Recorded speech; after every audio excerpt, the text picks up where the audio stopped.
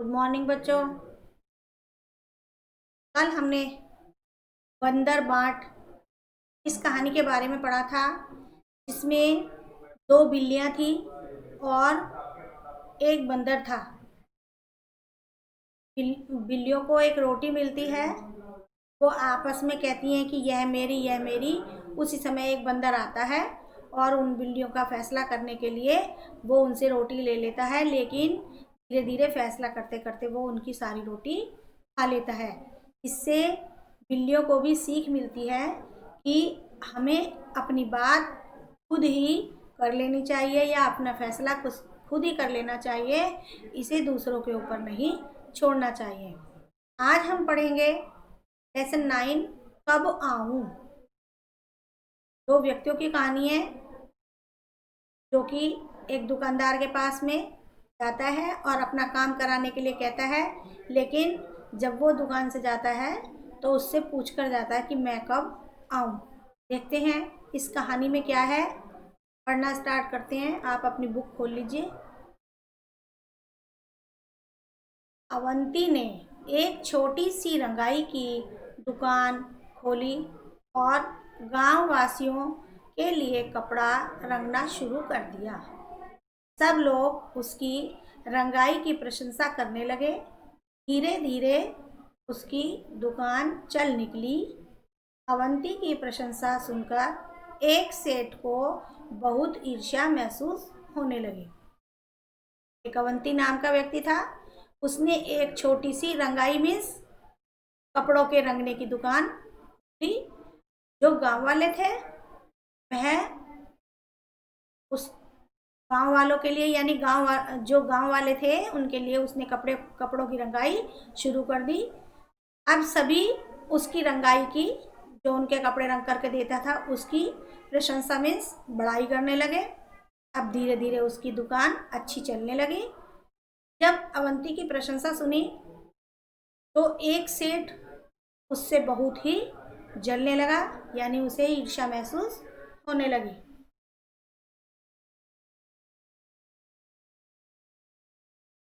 अवंती को परेशान करने के लिए वह सेठ कपड़े का एक टुकड़ा लेकर अवंती की दुकान में जा पहुंचा। दरवाजे के अंदर घुसते ही सेठ बुलंद आवाज में बोला, अवंती, जरा यह कपड़ा तो अच्छी तरह से रंग दो। मैं देखना चाहता हूँ तुम्हारा हुनर कैसा है। तुम्हारी काफी तारीफ सुनी कि इसलिए आया हूँ। अब अवंती को परेशान करने के लिए कौन आया था? जो सेठ उससे ईर्ष्या करता था, यानी उससे जलता था। वो एक छोटा सा टुकड़ा लेकर के उसकी दुकान पर आता है और उससे कहता है जोरदार आवाज में कि अवंती, यह कपड़ा लो और इसे अच्छी तरह से रंग दो। मैं भी तो हुनर मीन्स तुम्हारा कार्य देखना चाहता हूँ कि तुम कैसा करते हो, क्योंकि मैंने तुम्हारी बहुत ही प्रशंसा सुनी है। तारीफ मीन्स बड़ाई या प्रशंसा, इसीलिए मैं तुम्हारे पास आया हूँ। अब तुम इस कपड़े को रंग दो। अवंती ने सेठ जी से पूछा, सेठ जी, इस कपड़े को आप किस रंग में रंगवाना चाहते हैं?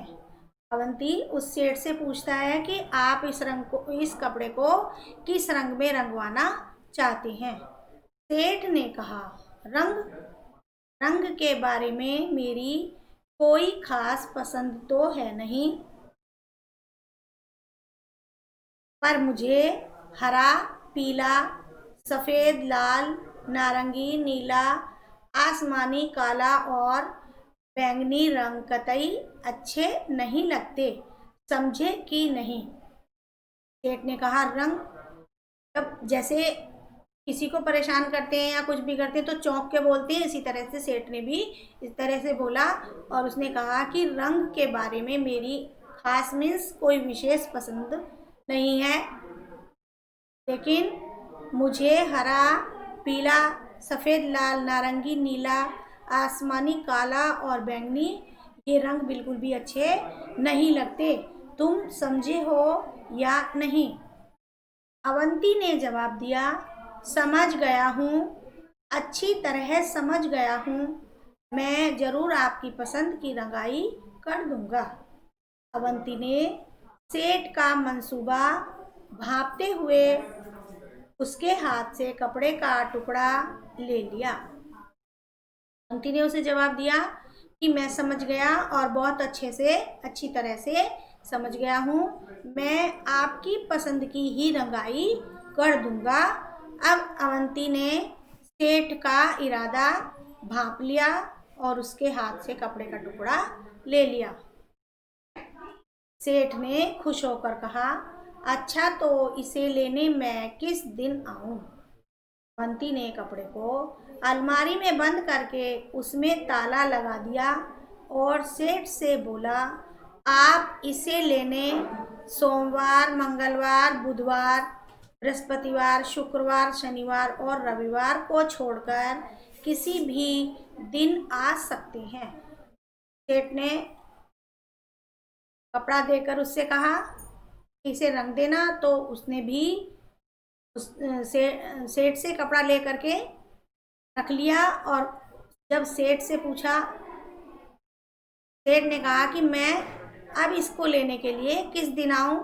तो जिस प्रकार से सेठ ने अवंती से कहा था कि मुझे ये रंग बिल्कुल भी पसंद नहीं है, उसी प्रकार से अवंती ने कपड़े को अलमारी में बंद करके ताला लगा दिया और सेठ से कहा कि आप इसे लेने सप्ताह में 7 दिन होते हैं, तो उसने 7 दिन के नाम गिनवा कर कहा कि इन दिनों को छोड़कर आप किसी भी दिन आ सकते हैं।